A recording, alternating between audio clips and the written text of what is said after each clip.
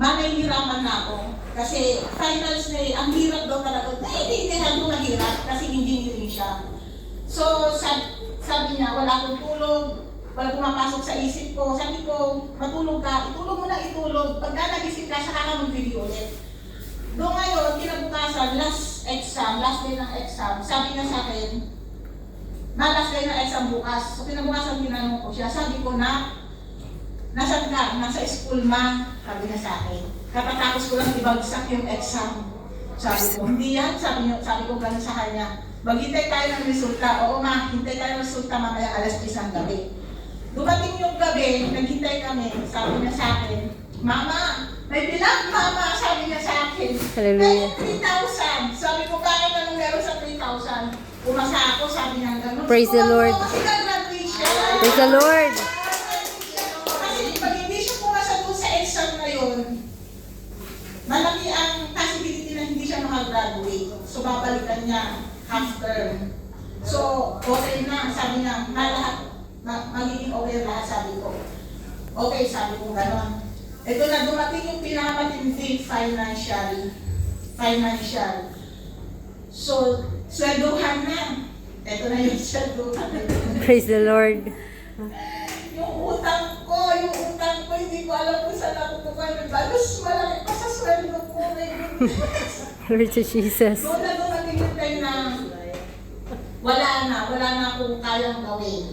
Wala na akong kayang isipin, hindi ko na alam ang gagawin ko talaga. So, ipinanalangin ko na lang siya. Amen. Sabi ko, Lord, wala na akong paraan na magagawa para sa problema ko ito. Ikaw nang bahala. Ikaw nang bahala magbayad ng utang ko. So, Hallelujah, praise the Lord. talagang isinuko ko na lahat, isinurrender ko na lahat. Gumising ako, parang okay ako, hindi ka tulad yung mga nakaraan na wala talaga akong peace of mind. So sabi ko, bahala ka na talaga, sabi ko gano'n, hindi ko na talaga kaya, wala na akong maisip gawin.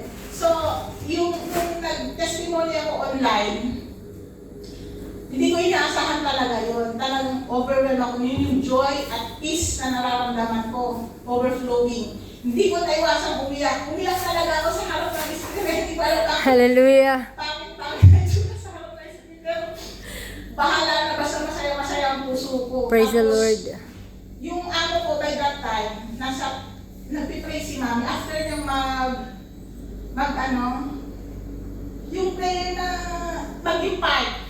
After niya mag-impart, so nandito rin na siya sa mga ministration. Tinawag ako ng amo ko. Let's talk about your problem, sabi na sa akin. Okay sir, one-on-one kami. Wala among babae kami dalawa lang. Okay, sabi na sa akin.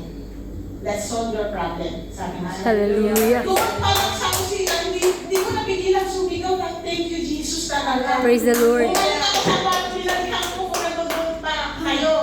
So doon pa lang, narinig pa lang ng amo ko yung sigaw ko. Hindi sila completely Christian. Pero narinig niya pa rin sigaw ko. Ngayon, nakaupo na ako, balik ako doon sa prayer. Tinawag na ulit ako. Sabi niya, Bernadette, can I give you a hug? Hallelujah. Doon ako umiyak kasi feeling ko, sino yung yumakap sa akin? Siya yung yumakap sa akin talaga kasi kung ano man yung Hallelujah. kung ano man yung gumugulo sa isip ko. Parang yung yakap talaga na gumaan talaga yung pakiramdam ko. Praise the Lord. So talaga hindi ko napigilan. Hallelujah. Hindi ko napigilan. Tapos, nung tinanong niya sa akin, sabihin mo kung kailan malakad, sabi ko, immediately.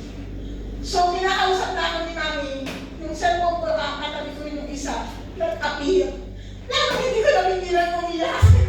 Natutuon ka agad. Sabi ko sa amo ko, answered prayer, kasi talaga pinanalangin ko talaga. So, doon ko napatunayan na talagang napakabisa ng panalangin. Amen. At yung perfect timing ni God talaga maghihintay. Pag mag-isip na kung ano-ano negatibo. Kasi siya yung nakakasira eh.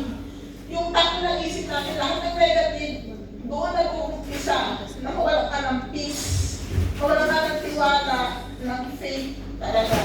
So talagang hanggang ngayon, overwhelmed pa rin ako sa nangyari.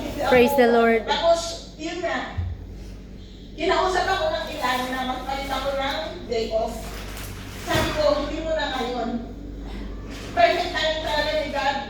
Wala sila amo. Pero naisip ko rin, wala sila amo. Magsasabi off ako. Eh, sakto nagpapagawa na naman sila. Nilayasan na naman ako. So, yung trabaho ba to, 6 days a week, hindi ko lang pwede lumabas. Sabi ko, eto na yun. Sabi ko gano'n.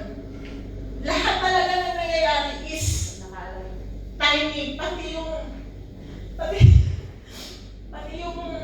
pagbibigay ko para sa church. Amen. Sabi ko, ang dami kong natanggap na blessing para wala para magbalik. Amen. Kasi kung hindi sa kanya, kung hindi sa lahat ng binigay niya, walang kasaresolbahan lahat ng iniisip kong problema. Amen. So, sa lahat ng nangyayari, kailangan magbalik para sa kanya. Dahil Amen. lahat ng yun, sa kanya nang galing. So, Amen. maliit ang portion na